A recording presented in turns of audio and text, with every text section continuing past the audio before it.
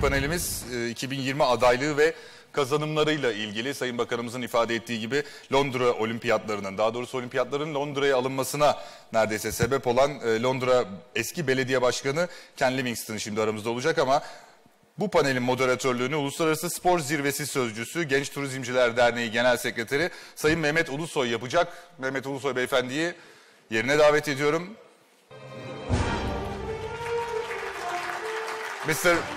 Evet, Ken Livingstone beyefendi de geliyor. Alkışlarınızla efendim. Hello. Evet, artık söz Mehmet Ulusoy ve Ken Livingstone'da. Buyurun efendim. Öncelikle Sayın Bakanım, Sayın Milletvekillerim, Sayın Müdürüm tekrar hoş geldiniz diyorum. Bakanımız, Suat abimiz çok güzel özetledi. Devletin bu yolda ne kadar güzel şeyler yaptığını, özel sektörün nasıl bu işin içine girip destek verdiğini ve sırası da halkın, sivil toplum örgütün ve biz gençlerin olduğunu, biz neler yapabiliriz onu söylemek için burada olduğumuzu tekrar hatırlatmak isterim.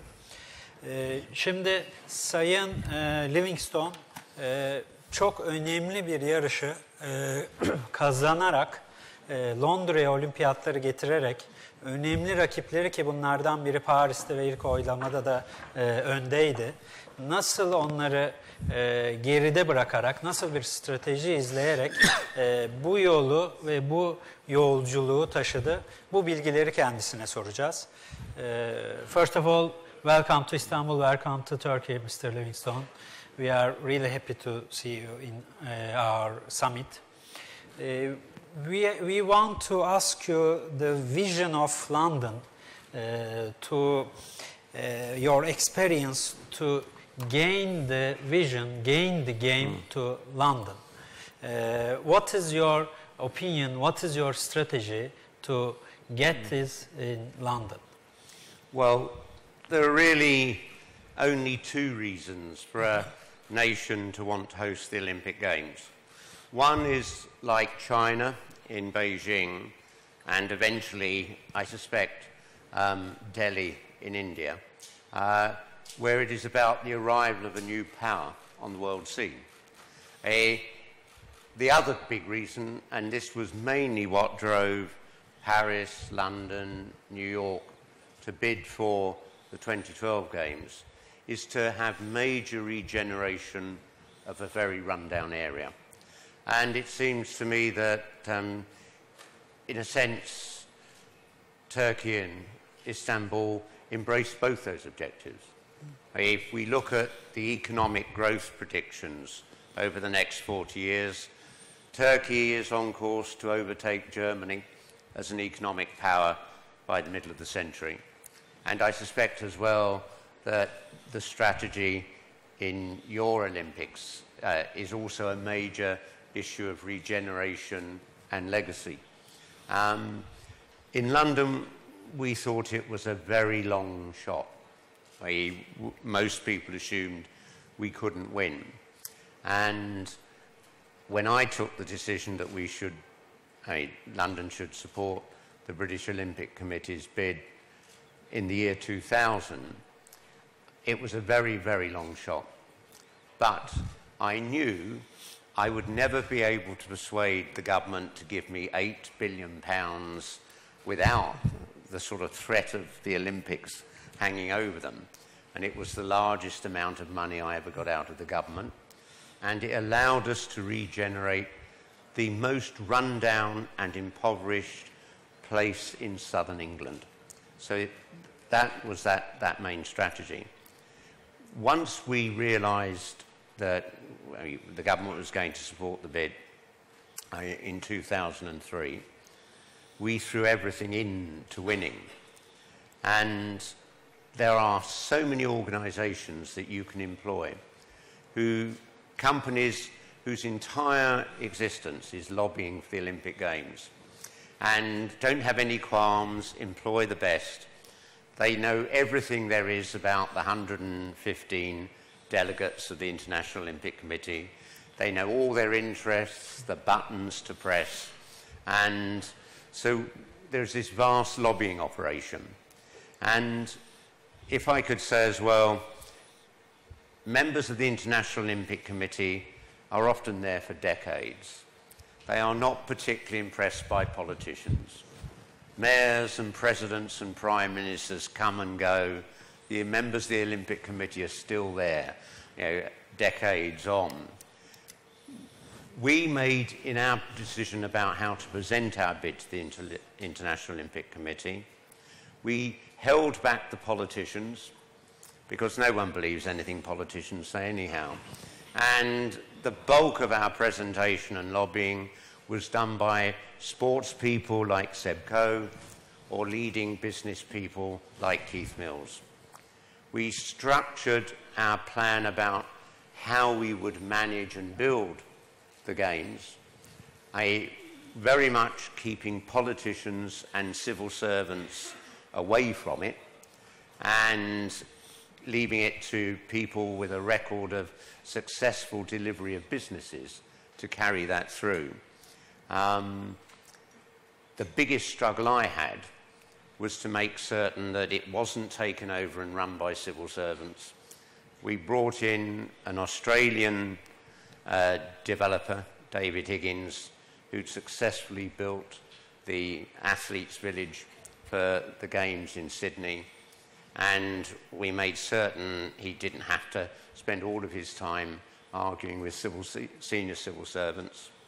We structured the contract with the IOC so that in the event of a change of mayor or a change of government, the incoming mayor or government couldn't change the plan that had been originally agreed. Because all my life in politics, what causes a disaster, huge cost overruns, huge delays, is changing a master plan.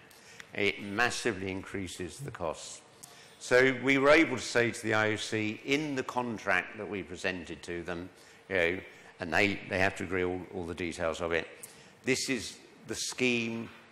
It can only be changed with the agreement of the British Olympic Association, the government, the mayor, the International Olympic Committee.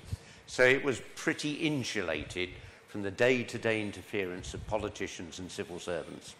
And I think that gave the International Olympic Committee confidence that the scheme would be developed on time.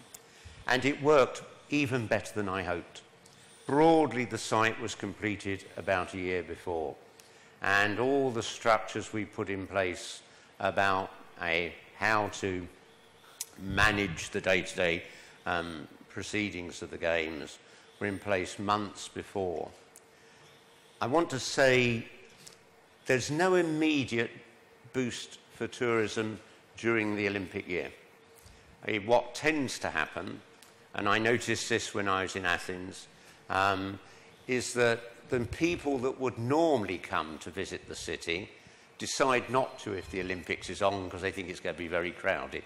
And so the legacy to tourism must come in the years afterwards from that image you get of a successful Games broadcast to the world.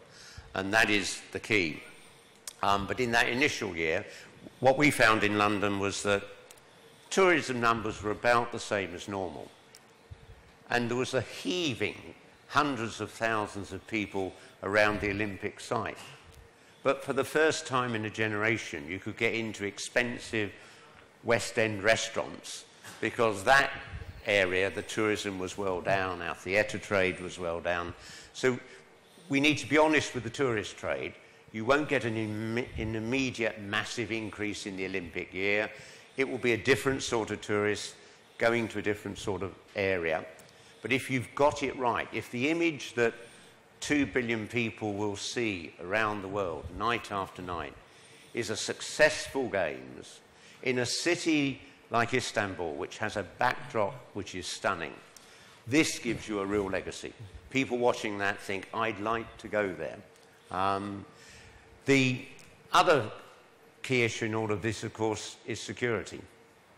And because of our involvement in the wars in Iraq and Afghanistan, we were always a target for terrorism. And I went to the Games in Athens, similar fears were there that they would be a target. And the security operation needs to be absolutely clear, and the line of command absolutely straightforward.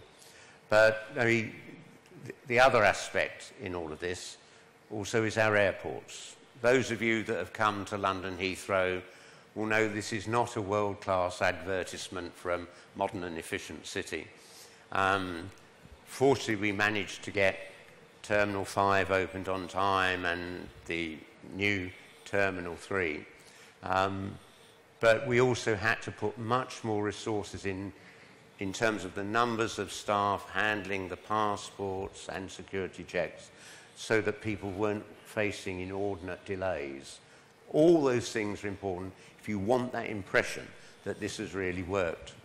Can I say as well that one lesson that came out of the actual 3 or 4 days when you're in the city lobbying to win, when we were all at Singapore, we found that the general pattern is a president or prime minister flies in the night before, goes to the reception, makes a speech and flies out. It makes no difference whatsoever. These IOC members have been around, they've seen politicians come and go. One real advantage we had was that our Prime Minister, Tony Blair, was prepared to come 3 days before and sit in a hotel room for 2.5 days, meeting 35 IOC delegates one at a time, giving them 15 or 20 minutes, listening to what they had to say. And if you can persuade your national leaders to do that, that will be a big success. The other thing I found was that very often people haven't really counted the votes properly. We knew about 3 months before the votes were cast that it was neck and neck between us and Paris. In Paris, they still thought they were going to win easily. So we had to make certain no one knew we were doing so well because Paris would have put more effort into lobbying. So don't take anything for granted and don't assume. I was told right from the very beginning that Russia's 3 votes would inevitably go to Paris. I then discovered the 3 votes of Russia are effectively controlled by the mayor of Moscow, because the mayor of Moscow is in control of the old 1980 Olympic site. And therefore lobbying him rather than President Putin was much more important. And in each country there's a different system like that. You need to employ those firms that specialise in this lobbying operation. It can make all the difference. I don't know if anyone's got any questions or anything else you want to ask me. Yeah, the lobbying is really important. Also the preparation, you see this synergy about the public, private sector and the young generation in Istanbul, in Turkey. What do you think about our planning, our preparation and our image to the world about our candidate process? Well, I think it's quite remarkable that in over 100 years of Olympic Games, they have never been staged in a predominantly Muslim country. Yeah. The biggest pitch we made to the IOC was that London had become a sort of a microcosm of the whole world. In the local school where my children go, they are in classes where, something like 8 out of 10 of the children have origins in a different country, a different faith, and it works. There was an absolutely significant moment when, whilst we were doing our presentation, we suddenly, SEBCO invited the children we brought to stand up. And these were all children that live within a mile of the Olympic site. And they were every faith and every race. And it was an amazing moment. And we were getting across to the IOC that, and New York was similar. New York and London, over a third of the people were born in another country and have come to live there. And the Olympic Games has been so focused on Europe and North America so predominantly for so long. The Olympic Games in the future has got to be, well, finally they're going to South America in 2016 to Rio, but they need to think in terms of Olympic Games taking place in Africa, in the Middle East, and for Turkey, which is both, I mean, in two continents, and has been able to embrace a tremendous modernisation whilst keeping its culture and its faith. I think this is a very powerful point to actually get across, that Turkey is a part of the future, not the past. Yeah, and we have really big generation, young generation. Oh, yeah. So it is also power for us. And we see that you did right, you did good things, and you get the Olympic Games. But it's sure that perhaps you missed something or you forgot something and you see after the Games. Can you advise some things for us that we don't miss anything? Because you seem as a successful Olympics, I think. But doing more successful or better, we have to know your important experience also. Well, what's very encouraging is basically everything worked exactly as we planned. We did really detailed planning from the very beginning. I'd gone to the Athens Games with Sebco in 2004 to lobby IOC delegates. But as we walked into the stadium on the day after the opening ceremony, you could still smell the paint that was drying. And Athens had been very shambolic in how they carried this forward. There was conflict between the mayor and the chair of the Olympic Organising Committee. The chair of the Olympic Organising Committee would keep turning up to see the mayor to say, we need more money for this and for that. So you've got to have a very good relationship between the mayor and the chair of the Organising Committee. Now, I was lucky. Although Seb Coe had been a Conservative MP, and I was very much from the radical left of the Labour Party, we both are pragmatic and we're both interested in delivering. And the working relationship was one where we could trust each other. But also, by the time we had our bid in 2005 and we won that vote, we had pretty much defined the games as they were going to be. Having won it, in the 6 months after we'd won, we made some changes, mainly incorporating the Westfield Shopping Centre so that we went for a rather larger development and secured much more of a legacy. But broadly, it's the planning. When the IOC cast their votes, if you win, you've got no more than about 6 months to make any last-minute changes and adjustments. Then you have to lock it down and deliver that you've agreed. Okay, thank you. And one other question. We have really, as I said, young generation, and the people of Istanbul, they love sport. People of Turkey also. How did you do in London during the preparation and during the games, making the synergy of the residents of the London and the people? Because we see everywhere crowded stadium, in every corner, crowded celebration. Well, I can make you this promise.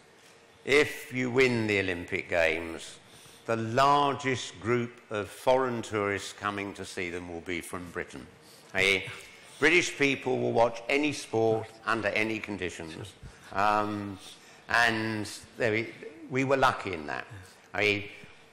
When I went to Athens, the city was fairly empty in that first week.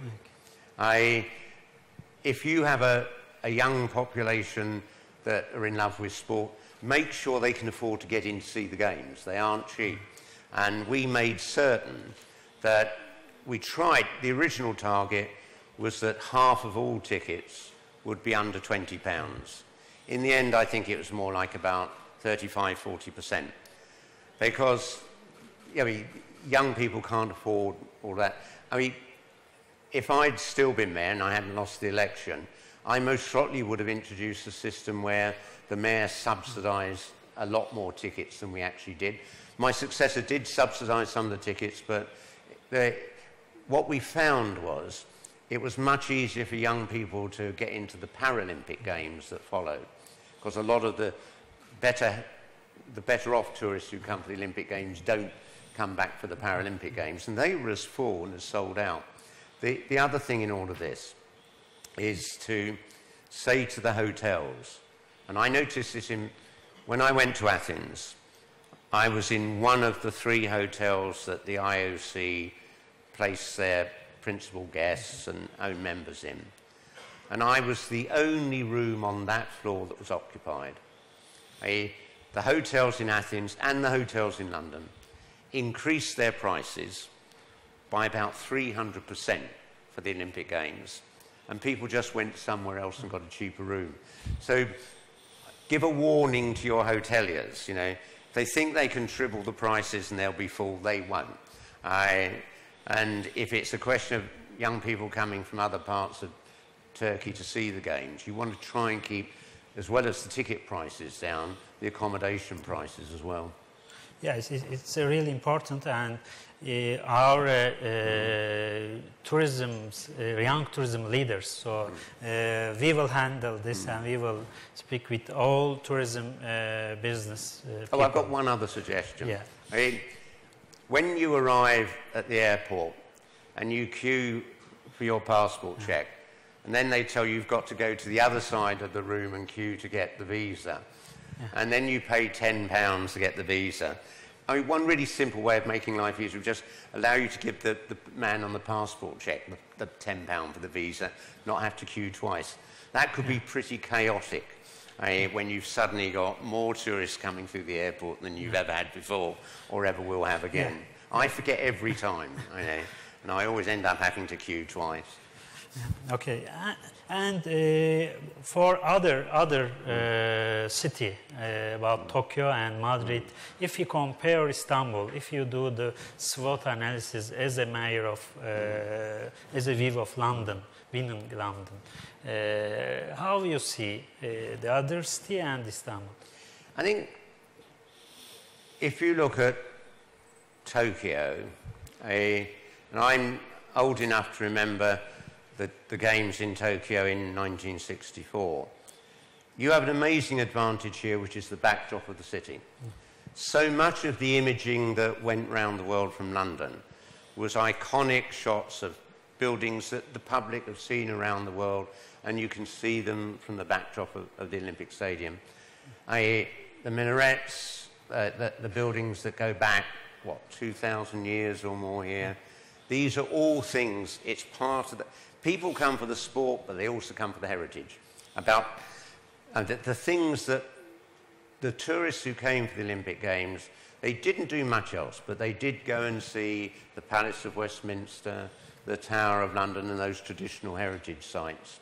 And I think you are a city growing at a remarkable rate, and an economy in a country growing at a remarkable rate. But people will always come here because of that amazing heritage, the incredible food. I mean, now I'm sorry if I've been too critical about Greece already, but the other thing that surprised me when I was in Athens, the chair of the International Olympic Committee invited, she was a very, very rich woman, billionaires.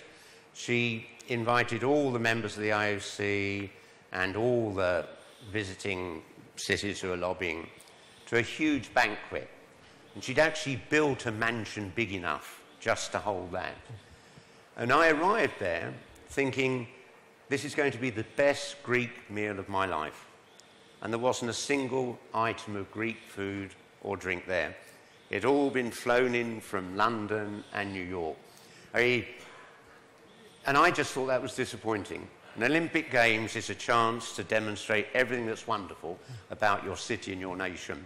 And, I mean, you don't want to fly to Turkey, as we flew to Athens, and have a meal I could have got in a West End restaurant in London. You want to have the very best of what Turkish cuisine has to offer as well. Yeah, we have really good cuisine, and we have a really rich culture. So this is a really good chance to declare all of them to the world. But you didn't mention about the Tokyo and the Madrid positioning, and your opinion also. Well, I think Istanbul most probably has bid more than any other city. And it might not have been easy for Istanbul to stage the Games 20 years ago. But I only come to Istanbul every 3 or 4 years. Every time I come, so much has changed, so much is developing. The hotel I stopped in last night was as good as any hotel I've ever stopped in anywhere in the world. I mean, Istanbul is more ready than it's ever been to host these games. If I was a member of the IOC, I would vote for you. It's time the Games came to Istanbul. It's time they reach out to a wider global audience. And I think I would make that point. I mean, the Games were in Barcelona not much more than 25 years ago. They've been to Tokyo. It's time they came to Turkey. It's time they came to a country that straddles Europe and Asia in a way that no other does. Thank you. And can I promise that you say, if I have a vote, I will vote for Turkey, you say. But you did a really good lobby in that time for London. Perhaps your friends in IOC, you can do for Istanbul also. I will have a word with Britain's representatives on the IOC when I get back to London, I promise. Thank you. Thank you, Mr. Livingstone. And do you have any message, international message, because this is an international summit and we have really big effect in international, about Olympic Games, about Istanbul, for your message from Istanbul? Can I say, on the night in Singapore when we had won the vote, and you then have the signing ceremony, Jacques Rogge came over to me and said, enjoy tomorrow's newspapers because they'll all be filled with praise about how you'd won. And then it's going to be 7 years of doom and gloom, and then the Games will come and everyone will say it's been wonderful. And this is a fairly classic pattern. Even in Athens, although it was all very much rushed and at the last minute, they did work. And if there are any doubters in Turkey that this is worth the money, worth the effort, or that you can do it, have no doubt at all. There is a wealth of experience of people who can help you lobby, help you deliver the Games when they come, and we had no hesitation about employing many foreigners to assist in our bid. We got an American to put the first outline of the development plan together, a very successful American businesswoman. Don't have any worries about that. The Games managed to merge a nation and the international community in a way that nothing else does. And therefore throw everything into it, go there and lobby. And I would say, I don't want to be impertinent, but if your Prime Minister can find the time to do what our Prime Minister did, not just fly in for the drink session the night before, but be there 2 or 3 days before, make time to see every delegate. It's worth looking at Tony Blair's autobiography, where he devotes a few pages to that. It is that, show them that he really cares, and he will make certain everything is done to ensure a great Games. Nothing says that more than making the time to meet the individual delegates. As I say, Tony Blair spent 2.5 days. President Obama flew in the night before, made a great speech, but didn't get to know the voting delegates. It's a really important point. It's a really good advice. The Prime Minister will be completely exhausted at the end of it, but if you win, it's worth it. Yeah, we already start in Davos to lobbying. Okay, thank you for your deep experience. We want to have a small picture with our minister. Has anyone else got any questions? I'm happy. Yeah, There are some questions. We will wait for the microphone. There's a lady over there with a microphone. Evet, mikrofonu alın. Sorularda ricam Türkçe sormanız mümkünse. Zaten çevrede anlaşılacak. Bütün herkes ve yayınlarda anlasın.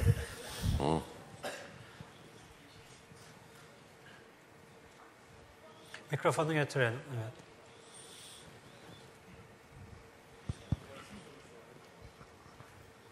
Merhabalar. Hoş geldiniz öncelikle. Ben şunu öğrenmek istiyordum. Sadece oyunlar için değil, aynı zamanda paralimpik oyunlar için yaptığınız hazırlıklardan da biraz bahseder misiniz? Yani İstanbul'a baktığınızda ne gibi eksiklerimizi tamamlamamız lazım? Şüphesiz ki var. Londra ne yaptı bunlar için acaba? Çünkü oradan gelecek olan sporcuların da özel ihtiyaçları var. Bunların düzenlemeleri, olimpiyat köyünü inşa ederken çeşitli regülasyonlar, bunlar için neler yaptınız? Biraz onlardan da bahseder misiniz diyecektim. Well, when I became mayor, I discovered that one person in 10 in London couldn't physically get on one of our buses. And so we replaced the bus fleet so that someone on a wheelchair can get on easily, someone who's a bit frail and elderly can get on easily, and so on. So there's a lot of things you can build into the city that have a real lasting legacy. It isn't just that. You're thinking about people in wheelchairs or people with very, very poor sight. There's a big chunk of the population have real mobility problems, and not just because they're elderly and so on. And we underestimate the scale of benefit you get to a city from that lasting legacy. We made many more of our railway stations accessible to people with disabilities. The Olympic Village is easy. You just build it. If you build something new now, you can make it accessible. It's dealing with the older parts of the city, and like Istanbul, London has many very old parts that we need to think very creatively about. And it is expensive, but it is a lasting legacy. It means that people will come and they'll be able to achieve their full potential.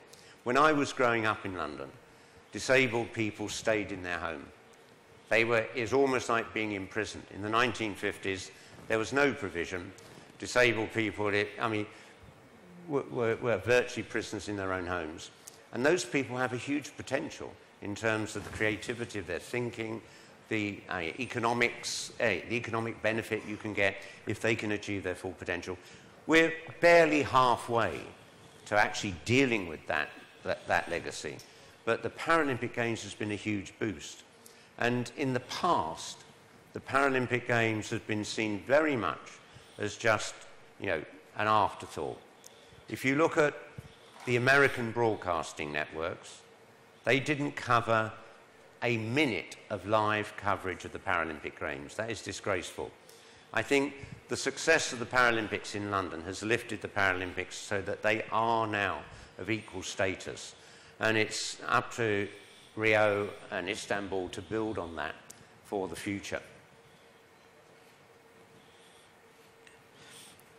Başka sorumuz var mı hazır? Ken Bey'i burada yakalamışken bir iki zorlayıcı soru da alsak aslında. Oraya mikrofonu alalım.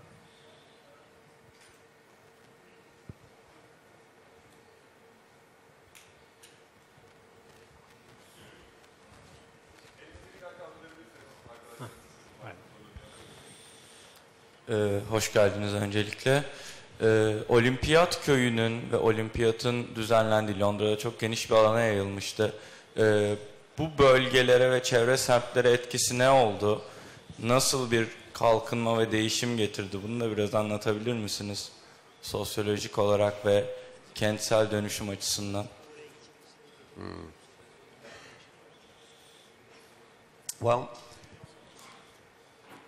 given my involvement in the Olympics, you may be interested to know, before I became Mayor of London, I'd only been to one sporting event in my life. I had no interest in sport. I was interested in zoology, and in politics, astronomy. I never had any. When I was at school in London, I was in a school of 2,000 boys. I was the smallest and weediest boy. I was last in everything sporting. I had no interest in it. And what amazed me, when I became mayor, how much sporting events now are a part of managing a city. The tie I'm wearing is the tie of the Tour de France. And we also bid for that. It's much easier than bidding for the Olympics. You just give them £1.5 million and they allow you to stage the Grand Depart of the Tour de France. And because it's every year, virtually everybody that bids for it eventually gets it. Over that weekend, we made £100 million from tourism in exchange for the £1.5 million that we gave to the Tour de France, and about another £2 million in terms of temporary roadworks to accommodate it. I found myself flying to America to secure the American Football League to come to London for a major game. It is interesting how, in terms of selling a city, it is music and arts and culture and sport increasing. But we didn't have a mayor of London back in the 1980s. We had a council, and I was leader of that city council. And if I compare then with now, live music events, sporting events have become a huge part of the economics of the city. And I can't remember what your question was because I've gone on so long. Have I answered it? This is really good because we are trying and we are reaching that Istanbul will be center of the fashion, will be center of the events.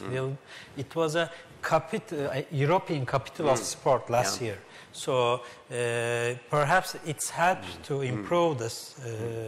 After this stadium and the game zone, we can easily sell our product. Yeah.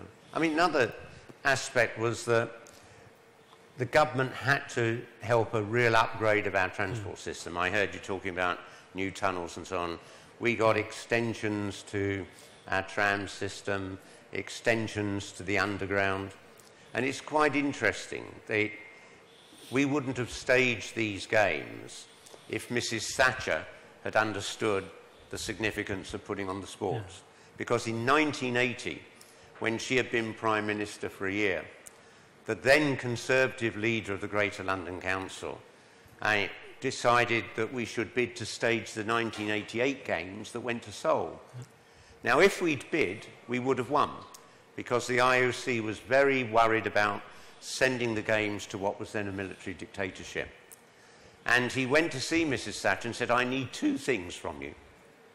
I need you to extend the underground into the Docklands area where we want to stage the games, and I need you to allow a national lottery to raise the money to help fund it. And she said no to both. If she'd said yes, the 1988 games would have been in London. We'd never have had the chance to put them on again in 2012, and I wouldn't be here before you today. So the politicians need to be able to take the risk and have the imagination. Mrs. Thatcher didn't, Tony Blair did. It wasn't easy to persuade him because it's a lot of money. But when we now step back and look at the image of London broadcast around the world, the legacy of that, it's been worth every penny. Son bir soru için daha vaktimiz var. Bir soru alabiliriz. Buyurun, buraya alalım. Konuşmacılarımızdan bir soru geldi. Zorlu bir soru gelecek herhalde. Yok, rakamlarla alakalı bir soru gelecek. Ben şöyle söyleyeyim. İngiltere'deki, daha doğrusu Londra'daki olimpiyatlarda ne kadar kar elde ettiniz ve kaç bin insana iş istihdamı sağlandı? Rakamlarla alakalı bir iki detay verirse çok memnun olurum. I can't remember because I lost the election in 2008, just as the construction was developing. But I say this, my successor failed to ensure that enough of the jobs went to local people. And I think you need to make certain that the construction companies, once they've won the contracts, are under clear undertakings to target local people to give them those jobs, and the local colleges to provide the courses, so you've got the skills legacy and you just don't have people that then move on to another country and another project. In terms of the costings, the original cost was we estimated £4.2 billion, and it came out at 8.1. Because after we'd won the games, I went back to the government and said, we'd be mad to put in the infrastructure just for the Olympic Games, because there's land to the south of the Olympic site which has room for 40,000 homes and 50,000 jobs. And could I therefore have extra money to put in infrastructure for that much bigger site that runs from the Olympics down to the River Thames? And fortunately, the government agreed. So over the next 20 years, we have 20 years more of development in that area, because the transport infrastructure was put in, the power lines, the sewage, the water, the road system. And so if you win the games, I mean, the mayor and the government and the local business communities look to see, we've got to spend all this, we've got to do it. Can we tweak it so that there's a longer legacy of continuing development after the Games? So we can just say that the years of the game, this is just beginning of the gaining, beginning of the development, beginning of the retaking, because you spent lots of... I mean, in 20 years' time, I mean, the scale of development will be at least twice the original Olympics. And that was why we wanted that site. We had two potential sites in London. The one we went for, or a development based around the Wembley Stadium. The legacy just wasn't enough. I mean, the legacy in the Docklands area, which was the most polluted land in England, I mean, it was where our first industry began. There'd been no development for 30 years. The docks had all been closed.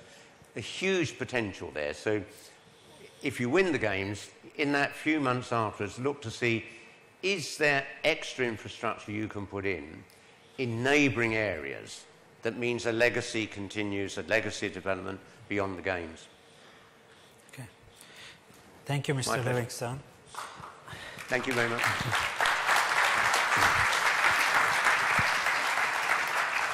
Evet, Sayın Mehmet Ulusoy'a ve Ken Livingstone'a çok teşekkür ediyoruz. Tecrübenin ne kadar önemli olduğunu bir kez daha anlamış olduk.